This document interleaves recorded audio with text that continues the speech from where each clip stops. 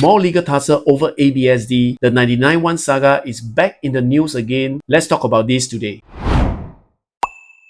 Hi guys, welcome back to the channel. So recently, the 99-1 saga is back in the news again, and someone is suing the salesperson, the agency, and even the law firm. And all these are related to the 99-1 holding method. And honestly, this 99-1 term almost feels like a vulgarity. Nowadays, whenever we mention 99-1 to clients, their face turn blue and they think that we are suggesting something illegal. But in today's video, I want to explain to you why people say that it is illegal, how can it be used legally, and most importantly, what must you look out for if you're structuring your holding as 99-1. Because one wrong move, this whole strategy becomes redundant. In this video, I'm not going to comment about the case. I think there are too many salespersons out there commenting about this. It almost seems like they are gloating and catching clout over this. I see too many people giving unnecessary opinions. So the goal of this video is simple: to shed light, to give clarity, and to help you avoid costly mistakes. If you plan to do the 99-1 method, this video is important.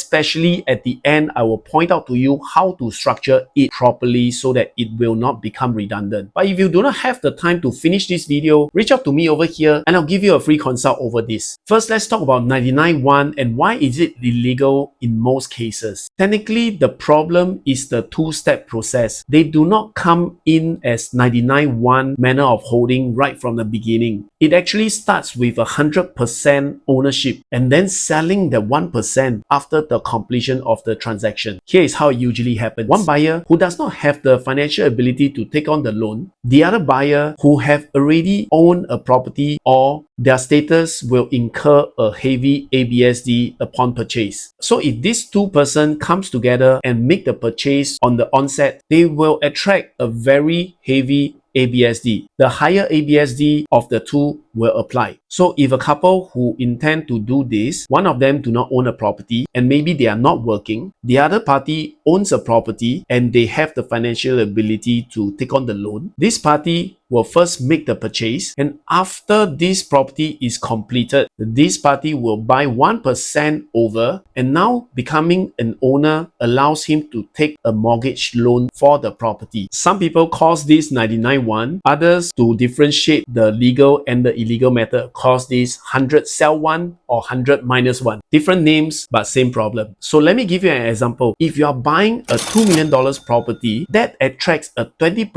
ABSD because one of you own a property already, that will attract a $400,000 of additional buyer stamp duty. But if you do the illegal way, that stamp duty payable reduces to only $4,000. From IRA's point of view, this is tax evasion, and that's the key issue. And again, we are not going into details of any such cases and we will not be passing any comments. And if you appreciate content like this, do subscribe to our channel. It really helps us a ton, and I make property content like this every week so that you can avoid costly property mistakes. If you're planning your next move and need a consult, reach out to me over here and I'll be happy to help you with it. Now, let's talk about how you can use 99-1 the legal way. To put it very simply, the legal way is to do it in just one step. Come together, make the purchase as two owners, structuring the ownership as 99% and 1%. Of course, if one of you own a property already or you are a status of PR or foreigner, that will attract the higher ABSD on this purchase. So the 99-1 method being used legally is not for the purpose of avoiding paying high ABSD from the beginning. When you use 99-1 legally, it is to plan for an easy exit. Usually this is done because you know that one party is going to exit this property in a few years' time and there is plan to buy another property. If the property is being held 50-50 right from the beginning, the person who is exiting from this property will have to sell that 50% value to the remaining owner, and that attracts buyer stamp duty on a 50% value. So if you structure it in a way that you know this person is going to exit, the exiting person should hold 1%. So upon exiting, they will sell only 1% to the remaining owner, and that greatly reduces the buyer stamp duty that is payable. So that is the real purpose of the 99-1 method. Now, this is where many people get it wrong. You must not only structure the holding percentage with intention, more importantly, the loan and financing method needs to be correctly done as well. If not, you'll find yourself stuck in a situation where the whole 99-1 will not be able to execute your future plans. So two things you need to take note of right from the onset. Number one, the exiting party should not be a borrower. Here you need to understand that you cannot be a borrower if you are not an owner, but you can be an owner without being a borrower. This distinction is extremely important. If you get this wrong, the whole 99-1 will not work as intended. You will probably incur more costs when you want to do the 99-1 parting. Next will be your CPF usage. If you plan to exit the property in a few years' time, the exiting party should use low or preferably zero CPF. Otherwise, when you exit, the CPF refund may eat into your cash, which makes your plan redundant again. These are just two important things that you need to take note of when you structure a 99-1. Among all other things that you need to take note of, these two will be the most important things that you need to get right from the beginning. If you need clarity on your property planning, reach out to me over here and I'll explain the whole thing properly to you based on your situation. In essence, 99-1 is not illegal, but it must be done for the right reasons, in the right structure, and with the right advice. Lastly, I just want to put a word out there for all of you. If you are getting consult or advice from anyone, always ask very direct questions,